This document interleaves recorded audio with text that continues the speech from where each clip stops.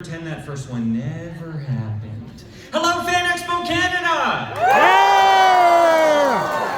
That's what we're talking about. Okay, boy oh boy, if the slide hasn't given it away, you are in for a real treat.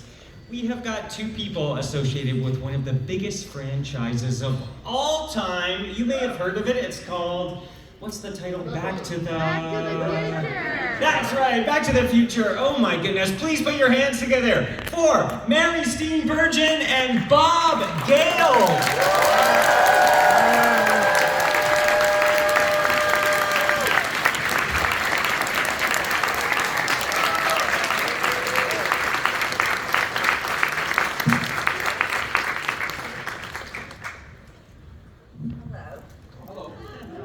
They wobble a bit on the way in, but once you get comfortable, they're pretty sturdy. Okay, I'm going to trust you on that. Should be good. So, have you spent much time in Toronto? What's your impression of our city? I haven't worked here well, the last time I worked here, I did a small cameo in Guillermo del Toro's movie, Not Your Alley. That's the last time I was here.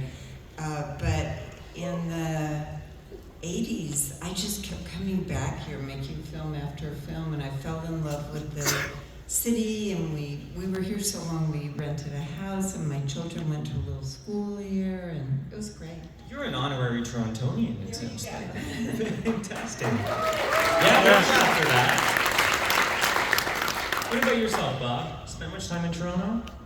I directed a movie here in 2000, an independent film called Interstate 60, shot in Toronto and around Toronto in Ontario for about 6 weeks in September and October 2000, and haven't been back since.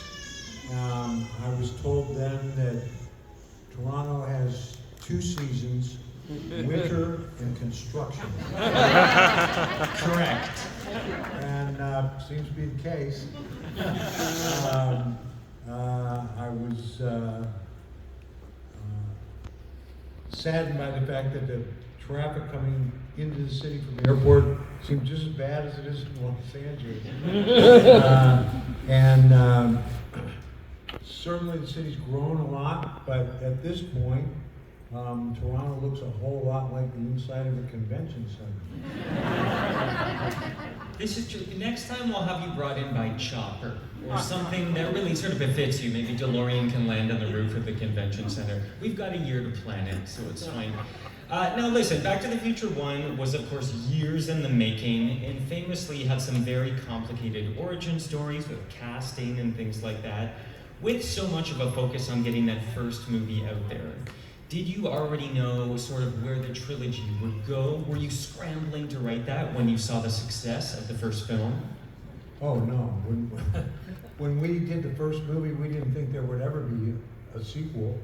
And people said, well, what about that ending? Well, that's a very satisfying ending to have your main characters, jump on their horses, so to speak, and ride off for another adventure.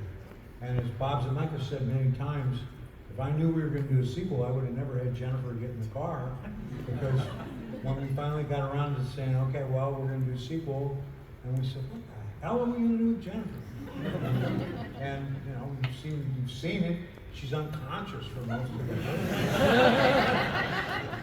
So basically, what happened was the movie became this gigantic hit, and Universal came to us and said, well, we'd like to have a sequel.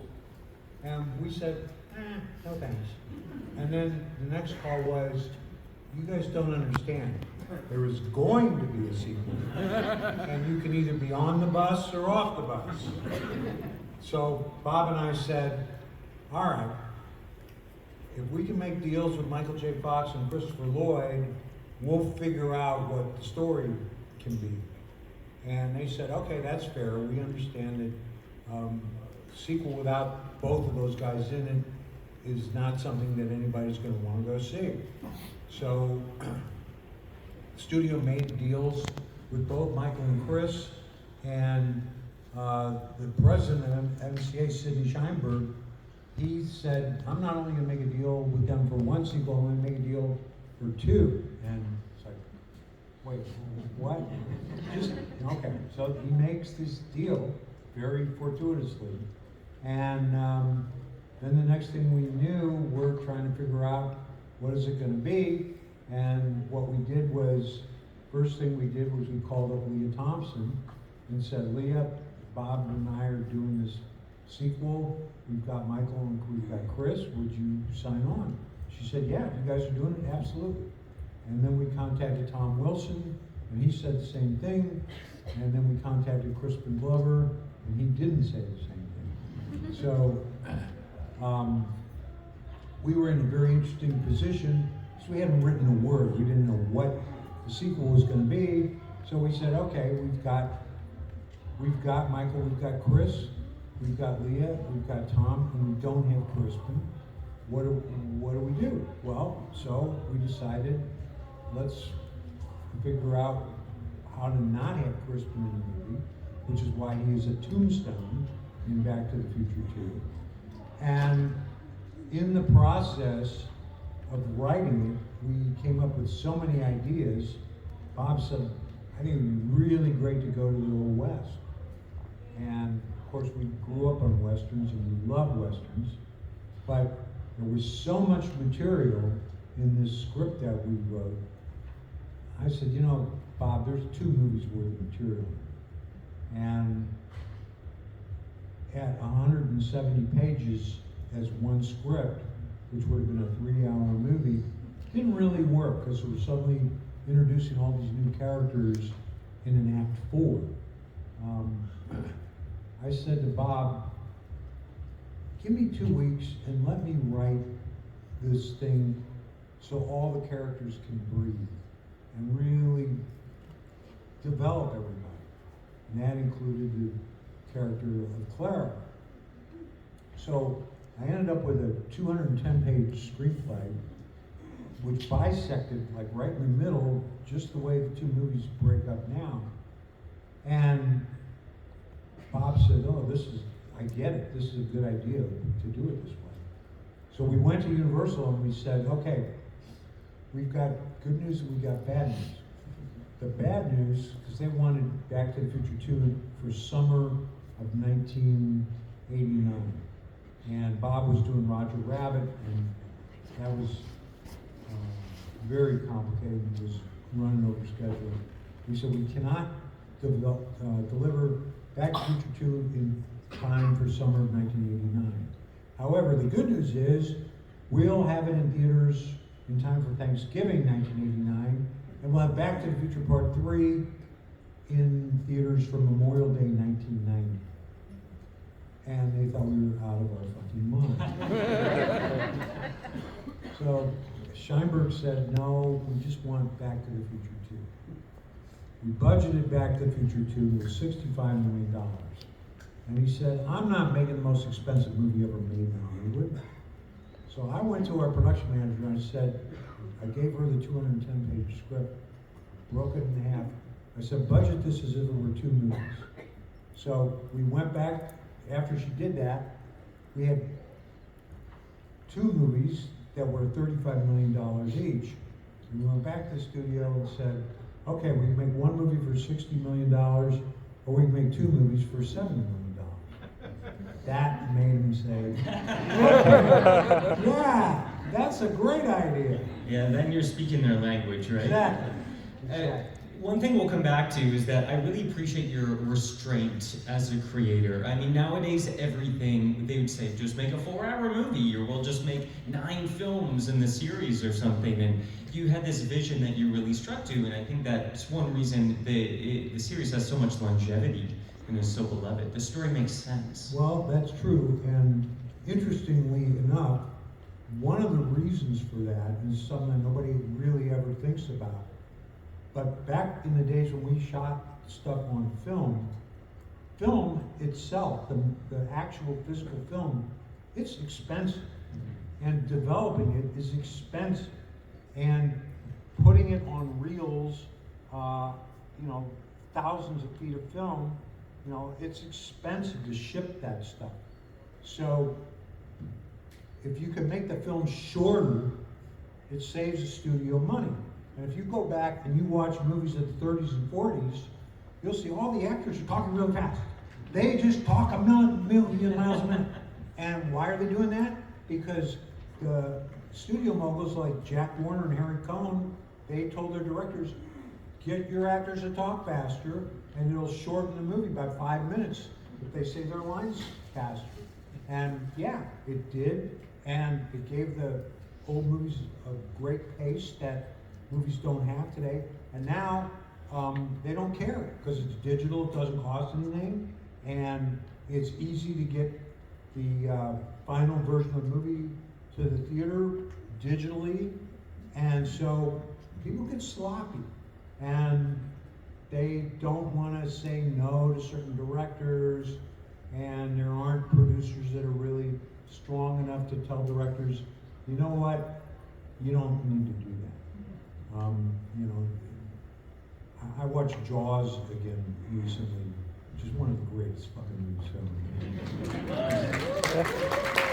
Anyone in Jaws cosplay right now? It's a missed opportunity, I wish. Okay. And I remember that Stephen had shot this whole sequence when all the fishermen in Martha's Vineyard, Amity, go out in search of the shark, and he had like a Keystone Cops thing where they were all, the boats were crashing into each other in the harbor, and it was very indulgent and not very good. And his producer, I mean, this is Stephen's second movie, right? His producer said, Stephen, cut all that shit out. And he did, and thank God. So I don't know that there are people that can tell certain directors, you know what, it would really be better if 10 minutes of that wasn't in the movie. So I think that all these things contribute to movies today being too long, and we had, you know, we had to say, okay, the movie's got to be on, the movie's got to be less than 2 hours. And all three Back to the Future movies are less than 2 hours. And when's the last time you went to the movies with all the credits and it was less than 2 hours? There aren't many movies like that anymore, and there should be. Hear, hear. Now, Mary, let's jump over to you. So, as Bob was saying, film 2 and 3 were written back to back and filmed back to back. So, at what point were you brought into the process? Well, I think 2 had, as far as I know, had been completely shot, and Bob Zemeckis was doing this crazy, began to do this crazy thing of flying from Sonora, California, where we were going to start shooting 3, back to Universal by, was it like a helicopter each night or No, something? he'd take a private plane from the Sonora airport, fly into Burbank or Van Nuys. There'd be a car, take him to the studio. I was mixing the movie in the daytime. We'd play it back. The reels that I mixed for Back to the Future 2 at night. He'd make changes in it, sleep at the Sheraton Universal. Next morning, get up at 4:30, take him back to the airport, and he'd shoot another day. Good Lord. It was, I'd never seen anything like it. And our movie was very physical. Westerns are dusty, and horses and trains, all those things are not easy, you know. But you're asking me about how I came to be in it, and Bob probably knows more than I do about it, but I just know it was offered to me, and I of course had only seen the first one, but I had loved it so much, and I was honored to work with these guys, and I said yes right away, and so that's all I really know about me being there. Were you a Western fan, or were you hoping that you'd get to be in the future and wear some jumpsuit or something? No, I wanted to be in the Old West. My very first movie was a movie called Going South with Jack Nicholson. He was the director and my first leading man. And I was still a waitress when I was cast in that movie. I worked at a place called the Magic Pan, which, does anybody remember the Magic Pan? I don't know if you had it up here. Oh, we see hand waving. Was it Okay. here in Canada? Yes. Okay, it was crepes, it was French crepes, and I had to wear a little French outfit, and it was on East 57th Street, the one I worked at in New York, and it was maybe the 6th restaurant I had worked at in New York since graduating from studying with Sandy Meisner, who was the great acting teacher, and that I was so blessed to study with. But anyway, I had made this Western with Jack Nicholson, and I loved every single thing about doing it. And I love horses. I just love the sights and the sounds of all of it. And so I was thrilled to be in the Western. You've got to wear those corsets, though. Well, I refused to wear them when I was riding the horse Good because for you. it was too dangerous. Yes. You need your body, you need your abs and everything when you're riding. But yeah, no, I was used to all that. I had done ragtime. Yes. I had done, although I didn't wear a corset in that because I was pregnant with Lily, my daughter. So, but I had done a lot. I had done Midsummer Night's Sex comedy with Woody Allen and a bunch of period films. So corsets weren't scary to me, but they are if you're on a horse. Yeah. Do not combine the two. So the three films kind of jump all over the place, of course, taking place in 1955, 1985, 2015, and 1855. Did you... 1885. Yes, sorry, 1885. Did you consider any other time periods? Was there a draft where there's sort of like Neanderthal, Marty McFly? No, we weren't ever going to go back to the prehistoric times, but we did, for a while, we thought about going back to the Roaring 20s. Because Bob and I, we love Westerns, but we also love gangster movies. And we thought it would be cool if Biff's ancestor was a bootlegger and Doc could run into his own mother in Hill Valley in the 1920s. So we thought a lot about doing that. But then Bob came up with the idea that we could go back into the first movie, which was something that had never ever been done before. And it was such a brilliant idea that we couldn't not do that and see scenes from the first movie from a different angle in the second movie. And that was just such a perfect thing to do. So long, Roaring 20s, and then we said, okay, well, let's do the West. I know you famously said no to extending the series, but I think that would be a great fourth film. I was going to say that, and I think somehow Clara needs to be there. Oh, of course. You get to wear like a flapper dress or I something. already know how to do the Charleston, so... We're ready. We just need the camera. I see a few over there. So not only, of course, is the film's whole series iconic, but I think sort of the visual imagery, the visual language around it is iconic too. Specifically, the poster is iconic there. And there's, again, this restraint where instead of reinventing the wheel every time, we just add the one additional character. We've got Doc Brown in the second one, and then Mary, you're in the third poster. So I have a question about, I've seen some early sketches of other concepts. At what point did you feel like this is the thing we want to carry through, however much you were involved in? And when you came on board, did they shoot that, like in a photo shoot and put it in, or did they just paint you into the poster? I think we shot Mary. I think so too. Drew likes that. Drew Struzan, the artist, he likes posing the actors and lighting them, and it helps him a lot in terms of conceiving it. And Universal wasn't completely sold on the idea of having all three characters in it.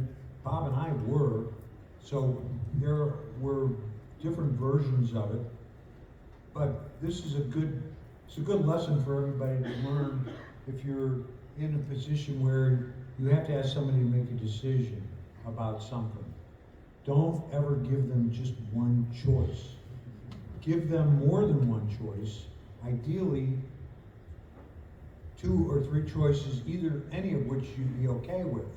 But if you give them more than one choice, then the conversation is about which of these 2 is better, if you give them just one choice, it's what is wrong with this?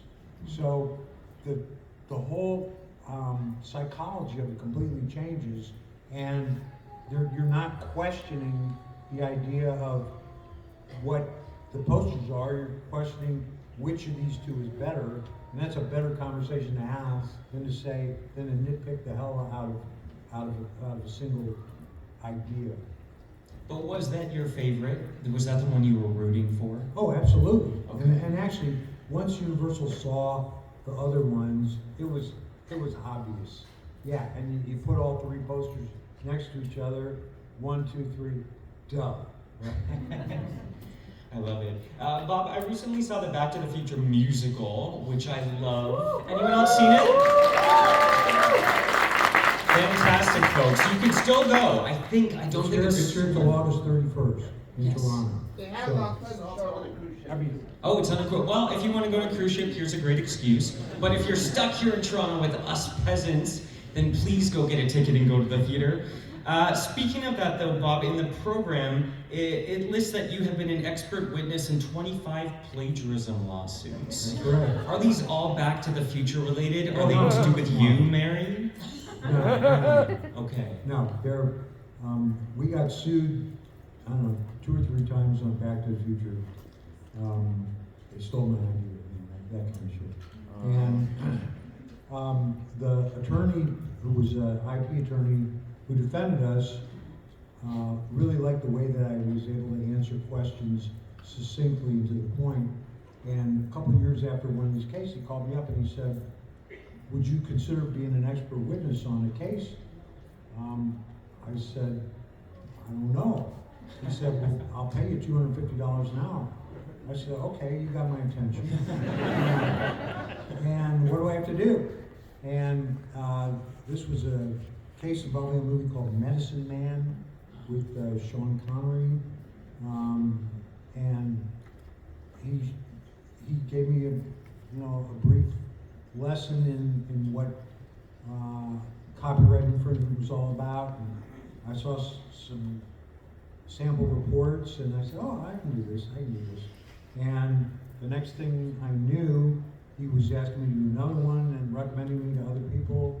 And suddenly, a few years later, I became like one of the go-to guys for this because I have a really good knowledge of movies and television shows to say, somebody said, "Well, that's my original idea." And I really said, "No, it's not. They made that movie in 1947. It was called this." And so that was very helpful, and it was a good little side hustle. And my dad was an attorney, so every night at dinner after school, it was like being cross-examined. "What'd you do at school today?" "Nothing." You must have done something. I think that makes up for it because a lot of the time when we go into the arts, our parents are like, "Are you sure you don't want to be a doctor or a lawyer or something?" But you worked your way around and got back in the courtroom. Mary, do not hate me for bringing this up, but your son Charlie has a running joke at your expense. Maybe anyone's familiar with this. Often thanking his mother, Andy McDowell, on when the birthday runs around. Of course, not his mother. So first of all, if this ever goes to court, I've got a great expert witness for you over here who can step in. Are you friends with Andy? How do you feel about this? Is there any sort of backstory this has created? Well, my son is a writer-director named Charlie McDowell. He's wonderful and funny and has always loved, as the Brits would say, taking the piss out of his mother. His dad is Malcolm McDowell, who's very funny and wonderful. We're still actually really good friends. Charlie has always tried to get a rise out of me by telling me, like, that lady Donna, my friend's mother, makes the best pancakes. I wish she were my mother. And I'm like, okay. My pancakes are pretty damn good, and there's always somebody who'd make a better mother for him. And then finally, he landed on Andy McDowell because they have the same last name. And he started this thing, actually it's on Mother's Day. Oh, that's when it's at its height That's of meanness. He will write it like a love letter online to Andy McDowell and talk about what a great mom she is. And for the longest time, I don't think she knew what to make of it. But then her daughters know my son, and they were like, Mom, this guy is so kind of funny and wonderful, and just play along with it. So it got more and more complicated to the point where his wife, my daughter-in-law, Lily Collins, who's the star of Emily in Paris, so she filmed Charlie FaceTiming with Andy McDowell on Mother's Day, and Andy's saying, oh, I love you, you're the best son, you're so sweet, you're so wonderful. And then they walk outside, and I'm sitting out there totally not knowing any of this. And then he looks at me and he goes, who are you? And so this is just the weird relationship I have with my child. It's pretty funny. I do think you should get Andy to backdate some child support, though. If she's gonna get the credit, she's gotta pay up, She right? does, Yeah. right? 100%. Okay, so Bob, you mentioned before, you and Robert Zemeckis were very adamant, I think to the series' credit, that the trilogy be kept a trilogy. So there's sort of a tight legacy on there. And now we have this musical. So what was the road to the musical? Did someone have to twist your arm, or was this a secret dream? Bob and his wife saw the producers, the musical, on Broadway in 2005. And they're walking out of the theaters, great musical, and Leslie Zemeckis says to her husband, Bob, you know what would make a great musical? Back to the Future. And Bob said, maybe. That's not a bad idea. I'm going to kick that around with Bob Gale. So Bob calls me up and said, what do you think about this? And I thought, hey, that's really kind of an interesting thing to explore, because people are asking for more Back to the Future, and we are not giving them more Back to the Future, but this could be a way to give them more Back to the Future without upsetting the canon of the trilogy. And I mean, when people say, why don't you do Back to the Future Part 4, our answer is, do you want to see a Back to the Future movie without Michael J. Fox? And then you ask anybody that and they say, no. And so that's the answer why there's not going to be a Part 4. Not the least of which say Part 3 ends really great and there's no reason to go back to it. But you can't make Back to the Future without Michael J. Fox, let's face it. So that was not possible. But if we were going to do it on stage, nobody would expect to see Michael and Chris and anybody from the movie, on a Broadway stage or on any theatrical stage, because these are a whole bunch of different skills. So we thought, this is an interesting way. We don't know how to do this, but it's a challenge. So let's go to Alan Silvestri and songwriter Glenn Ballard and kick it around with them and ask them to write a couple of songs. And they loved the idea, and they loved the idea of doing a musical, and they wrote some songs, and those songs, versions of which are still in the show, they were terrific. And we said, okay, this is going to work. We think this is going to work. And the thing that we learned, Frank Sinatra's advice, own your masters. We always knew that we had control of the proverbial red button. And if we saw that Back to the Future the musical was going in a direction we didn't want it to go, push the red button, because it wasn't like the world was clamoring for a Back to the Future musical. Nobody knew they wanted an iPhone, Nobody knew they weren't adapted to music. Not that they are equivalent in any way. But we had that power to say, if we don't like the way this is going, we can kill it and nobody will be the wiser. So that gave us a whole lot of strength in negotiating and making creative decisions. And we actually did hire a director who hated the work that Alan and Glenn were doing, and we ended up replacing him. And we got another director named John Rando, who was fabulous and is still involved with the show. He's going to head to Sydney, Australia in about 2 or 3 weeks to rehearse the Sydney, Australia cast, where we open on October 2nd. So John's been with the show since, I don't know, 2018, 2019, and all good. So you can hop on that cruise, whichever one you were talking about, see the show the whole way to Australia, and then get there just in time for the opening there. Or you can go to Tokyo and see it in Japanese. Yes, I love that. Is great. I think it's funny that you're saying, you know, someone said you should make this as a musical, and you thought that's a great idea, because when I saw it, I thought, how on earth did they make this a musical? There's that DeLorean, there's that clock tower scene, all these scenes where you thought, how will this be on stage? And they pull it off perfectly, and I will not tell you how, because you have to go see it. The last question I have before we move on to some fan questions, which were sent in before, is a big part of this series plays into our love of the comfort of nostalgia, I think. Going back to these times before, is there something that either of you are nostalgic for from the filming of that third movie? Oh yeah. People say, they ask about, you know, my favorite memories of making the movies. And my number one favorite memory of making any of the 3 movies was the first time Michael J. Fox came to work. Because we just replaced Eric Stoltz, and a lot of people in the company thought we were crazy, we were doing something crazy. And as soon as Michael did his first take, there was this collective sigh of relief and exhilaration that we had found the perfect Marty McFly.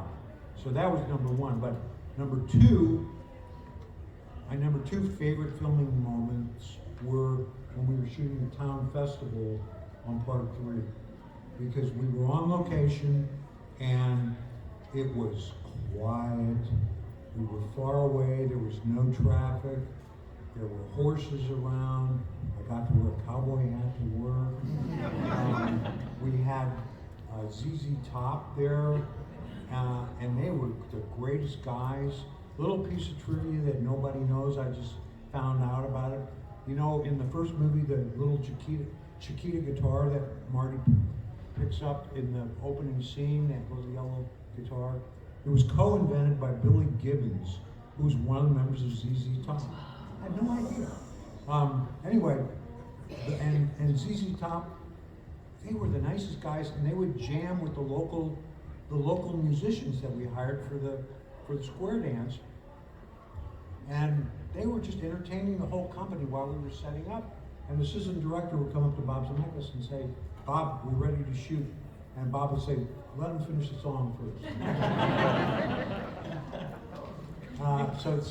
So shooting part 3 on location was a dream come true, to just be doing a Western and be around horses and you know, all these great costumes and wranglers and all that stuff. Yeah, absolutely. What about yourself, Mary? I also love that sequence. I had injured my foot right before we started, so I had to have it taped up every night and dance on it. So I was in that was a little bit of pain, but I have to say, in spite of that, I remember the beauty of those nights. Like Bob said, there was something very magical about it. Night shooting, it's tricky. Like, you go to work around 4 in the afternoon and you finish when the sun comes up. And it sounds great, but it can be very hard. It really depends on what you're shooting. But if you're shooting something that beautiful, it can be just absolutely magic. And I also loved ZZ Top. Those guys were great, and I got to know Billy a little bit. He came and did something on Last Man on Earth years later, and we were reminiscing about those nights. So I would agree with you. That was magical. And also, and I told this story yesterday, so I'll tell it quickly just so I don't bore you guys. But the riding up to the back of the train was something I had to train for, because horses don't really love being in between a steam engine and a camera car. Oh, go figure. Yeah, it's not their favorite thing, and they were worried I would be thrown or something. So we worked with this horse, and then the night before we shot it, the wrangler called me and said, "I'm gonna switch your horse."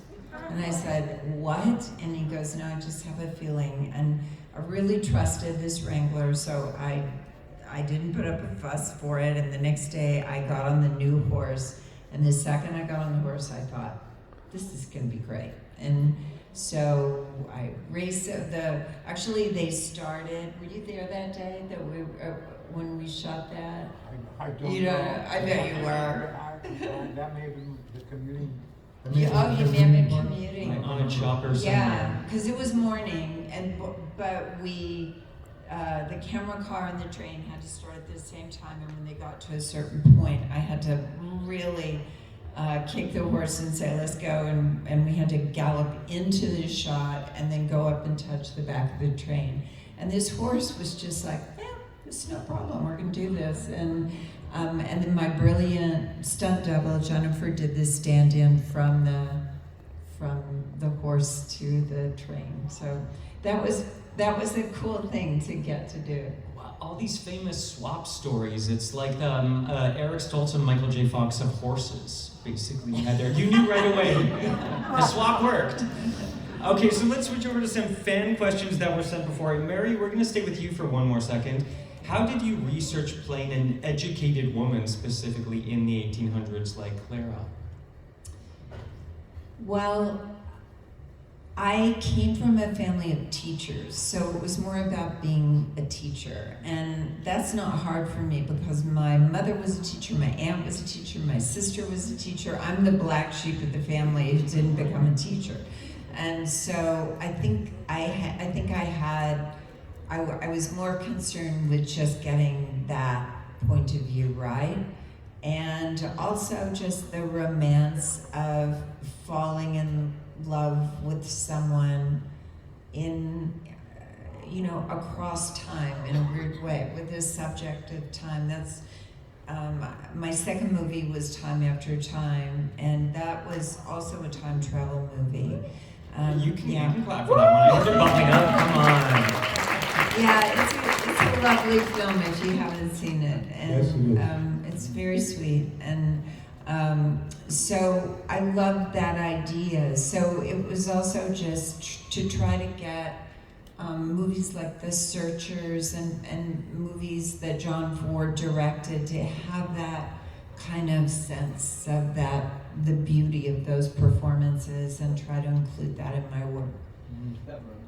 Love that. Yes. Step Brothers was a whole other book. No time travel in that one. Yeah. Now, Bob, why a DeLorean for a time machine? I've heard a fascinating story that there was a big car sponsorship that came through too that you turned down because the car didn't match the story. Why did you choose a DeLorean?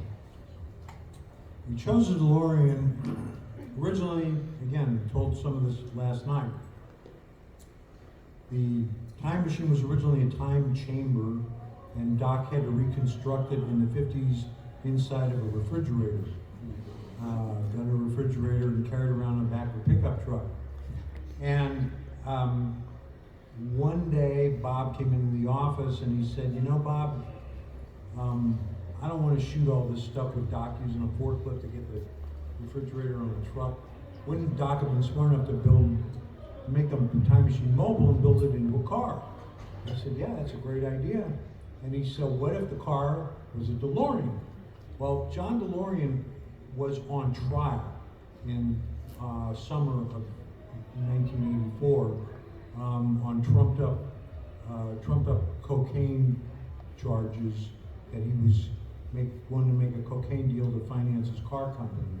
It was total entrapment, and he was exonerated from that. Most people don't remember that part of it. But the trial riveted America back then, and it was all over the news. So we thought that the notoriety of that, plus how cool the DeLorean looked. I mean, those golden doors, let's face it, there's nothing like that. So it was futuristic. It could be mistaken for a spaceship. Little did we know that the car was garbage. We had no idea how bad the car was. And by 1984, the car company was out of business. The car weighed 900 pounds more than it would have had it not been made out of stainless steel, but it only had a V6 engine in it. So it was way underpowered.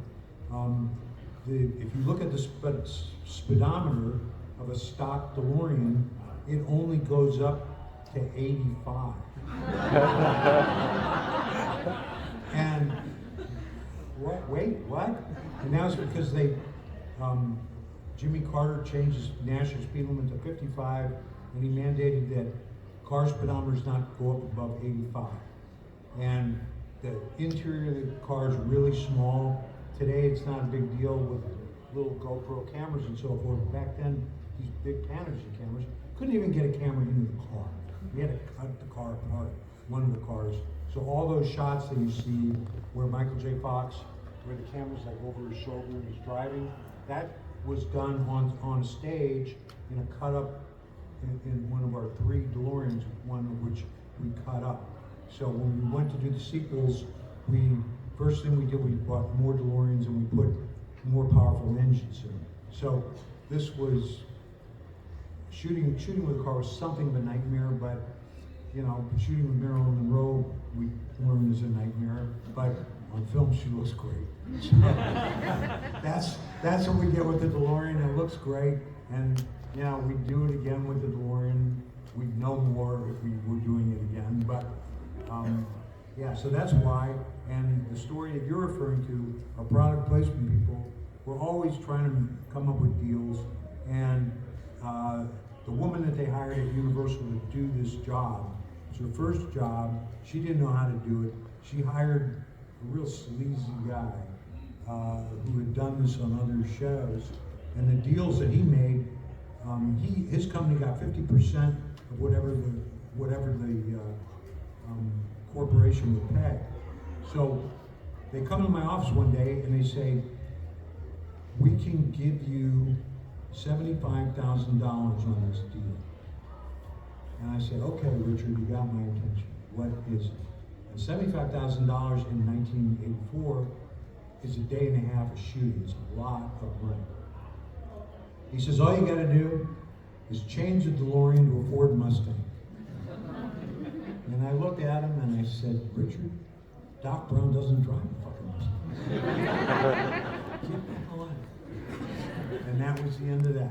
Well, it's kind of fortuitous, actually, that the DeLorean ceased production, because now I think it's just become synonymous with the films. It's like you created it for the films. It does, and we got a great fan letter from John DeLorean, who saw the movie and loved it.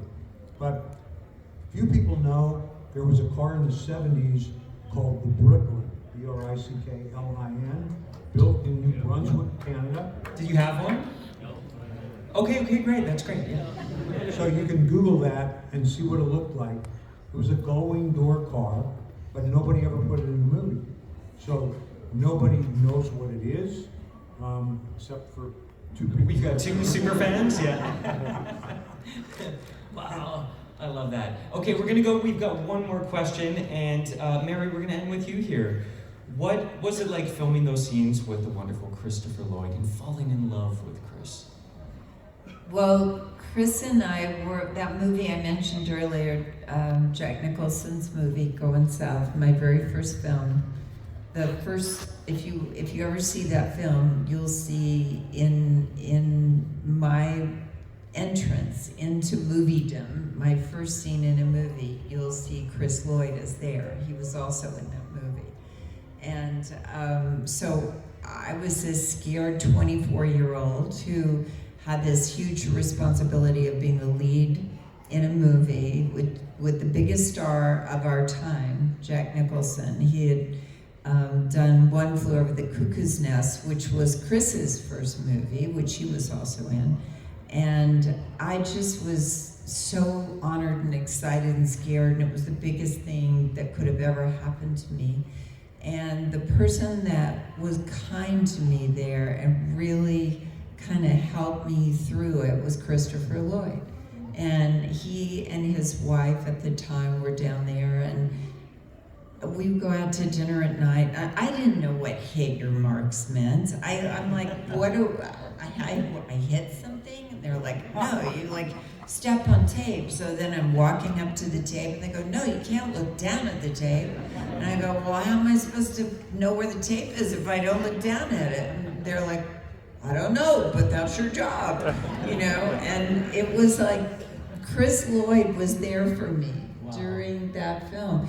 And so then when this wonderful man and Bob Zemeckis and everybody offered this beautiful, beautiful character to me, and then it was to fall in love with Chris Lloyd, it was like, well, that will not be hard at all. Right. You're like way ahead of you. Way ahead of you on that one. Perfect. Well, thank you It both. was Christopher Lloyd's very first screen kiss. Come on. Yes, that's true. But not mine. Don't tell And Chris. the other thing that Mary, I don't even know if you know this, when Bob and I thought about who is going to play Clara, we immediately thought of Mary. And second was Andy McDowell. And we had no second choice. So it was, we say yes, we don't know who we could get that would be better than you. And she said yes. Well, we're lucky, all of us are lucky that you did say yes. So thank you both so